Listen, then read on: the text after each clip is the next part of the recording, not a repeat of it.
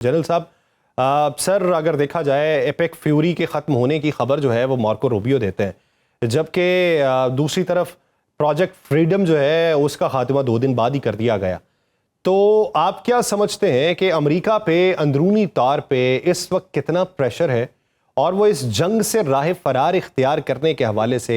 किन चीज़ों के ऊपर आमादा हुआ दिखाई देता है पसे पर्दा, जिसका अलल ऐलान वो एतराफ़ नहीं कर रहा? देखिए, अमेरिका ने अपने मसाइल में खुद ही इजाफा किया है। एक तो ईरान खड़ा हो गया जिसका सबने दुनिया में बात की उसकी। दूसरा जो हमारे खलीजी रियासतें हैं, कतर, कुवैत और सऊदी अरेबिया, उनको भी एहसास हो गया कि अमेरिका जो अपनी खुद बेसिस की हिफाजत नहीं कर सकता, और ये बेसिस उनके दिफा के लिए नहीं थी बल्कि ये एक लाइन ऑफ डिफेंस थी इसराइल के दिफा के लिए।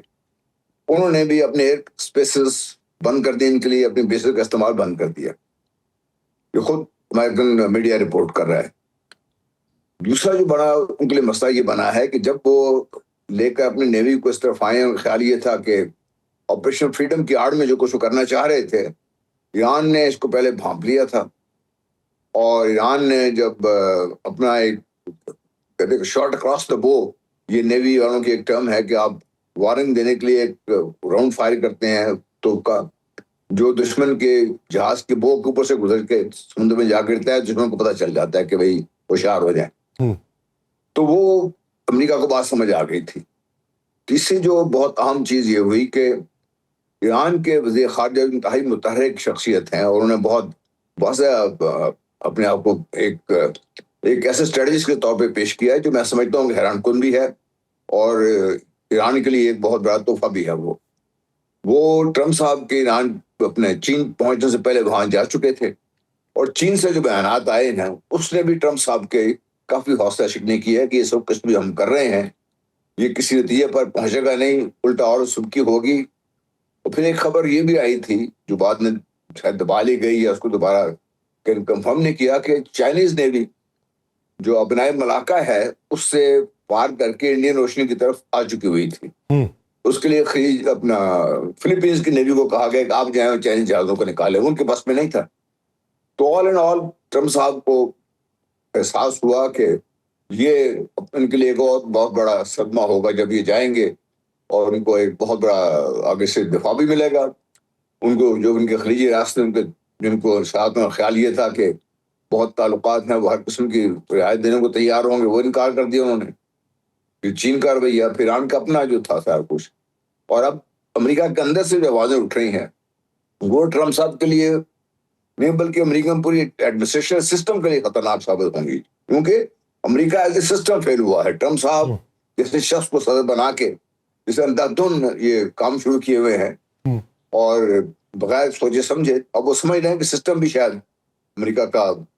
मेरा अपना ख्याल ये है कि इसको भी वो दोबारा गौर करेंगे कि इसको कैसे ठीक किया जाए। जनरल साहब, यही खदशा ईरान को है कि ये फिर तैयारी करेंगे और फिर आग टपकेंगे हमारे सर के ऊपर, तो इस वजह से मुझे एश्योरिटी चाहिए कि ये दोबारा यहां का रुख नहीं करेंगे।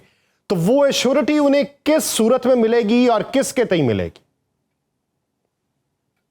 देखिए, श्योरिटी आप अगर अमेरिका की कोई भी गारंटी देना चाहे तो मेरा ख्याल है वो हिमाकत करेगा। इसी तरह इसराइल की कोई गारंटी दे नहीं सकता इनकी, क्योंकि इनके बारे में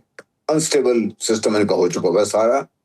और ये अपनी ताकत के जोम में तकरीबन अंधे हो चुके हैं। अकल के इमाम बात कर रहा हूँ।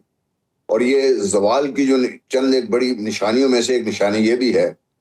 कि जब आप अपनी ताकत का अंधाधुन इस्तेमाल करने के बावजूद मकासद हासिल करने में नाकाम रहते हैं तो आपको ये समझ आना चाहिए कि आप जवाल पजीर ताकत हैं, आप पीछे हट जाएं,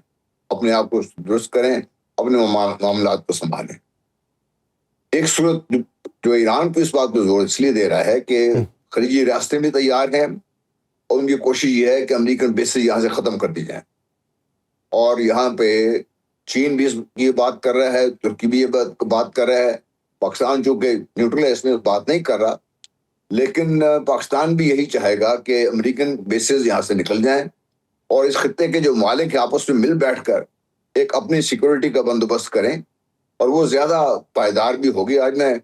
उनके जो एक्स फॉरेन मिनिस्टर हैं ईरान के, उनका आर्टिकल पढ़ रहा था, उन्होंने भी यही लिखा है قطر کے ایک وزیر ہے، ان کا بیان میں اگلے دن پڑھا تھا، انہوں نے کہا تھا کہ اب ہمیں پاکستان ترکی کی طرف دیکھنا چاہیے، امریکہ وغیرہ کی طرف دیکھنے سے ہمیں نقصان ہوگا.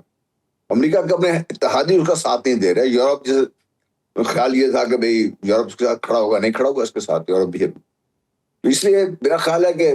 واپس آنے کا سوال ان کا رہے گا ہمیشہ سے، لیکن ایران کی کو گارنٹی اگر دینی ہے تو صرف ایک صورت جو مجھے نظر آتی وہ یہ ہے کہ ان کی بیسز یہاں سے ختم ہو جائیں، اور یو اے ای کو بھی یہ بات سمجھنی ہوگی کہ یو اے ای اپنی تباہی کی طرف بڑھ رہا ہے اگر وہ اس طریقے سے امریکہ اور اسرائیل کو اپنے معاملات میں اس طریقے سے شامل کرے گا. باقی ریاستیں میرا اپنا خیال یہ ہے، اور جو میں دیکھ رہا ہوں، جو میں پڑھ رہا ہوں، مجھے لگتا ہے کہ وہ یہ بات سمجھ چکی ہیں، اور وہ شاید اب اس طرف آمادہ نظر آتی ہیں کہ اس علاقے کے اپنے لوگ مل کر، اور چین اور روس obviously یہی چاہیں گے، وہ بھی یہی بات کر رہے ہیں کہ بھئی ہم اپنی سیکورٹی کا بندوبست خود کریں، امریکہ اپنے ملک کا خود سنبھالے جا کے وہاں پر. جنرل صاحب، اگر دیکھا جائے ایک متبادل پلیٹ فارم تشکیل دینے کی باتیں، پھر ساتھ میں اب وہ آپ اس پرسپیکٹو کے اندر اگر دیکھیں کہ آپ ایک کاروباری فرم کے ساتھ تعلق رکھتے ہیں اور آپ کو یہ چوز کرنا ہے کہ اگر اس پابندی زدہ کمپنی کے ساتھ میں بیٹھا کام کر رہا ہوں تو پھر مجھے امریکہ کا فیئر جو ہے اس کو دیکھنا پڑے گا اور اس کے خطرے کو بھگتنا پڑے گا، اور اگر میں انکار کرتا ہوں تو مجھے چائنا کی ناراضی لینا پڑے گی. تو یہ معاشی جو طبقہ ہے اس کے لیے کس حد تک یہ پریشانی؟ پریشانی تو ہے، پاکستان تو یہ بھگت چکا ہے، ایران بھگت رہا ہے ابھی تک بھی اس کو. پاکستان میں بھی امریکہ نے سب کچھ تعلقات ہونے کے باوجود ایک نئی کئی دفعہ پابندیاں لگائی ہیں. آپ کاؤنٹ کرنا شروع کریں، پری پروسیسنگ پلانٹ جو ہم نے لینا تھا فرانس سے، پیسے ہم دے چکے تھے، امریکہ نہیں لینے دیا. تو پاکستان بھی یہ بھگت چکا ہے، پریشر امینڈمنٹ لے لیجیے وغیرہ وغیرہ. تو میرا خیال ہے یہ بھی جو مشرق کی طاقتیں ہیں، جب آپ بات کر رہے ہیں چین کی اور روس کی بات کر رہے ہیں، اور ابھی جو مڈل ایسٹ کی دوسری ریاستیں ہیں وہ بھی اس بات کو سمجھ چکی ہیں کہ اب یہ وقت آ گیا ہے کہ یہ دور اب ان چیزوں میں جو ایک سپر پاور تھی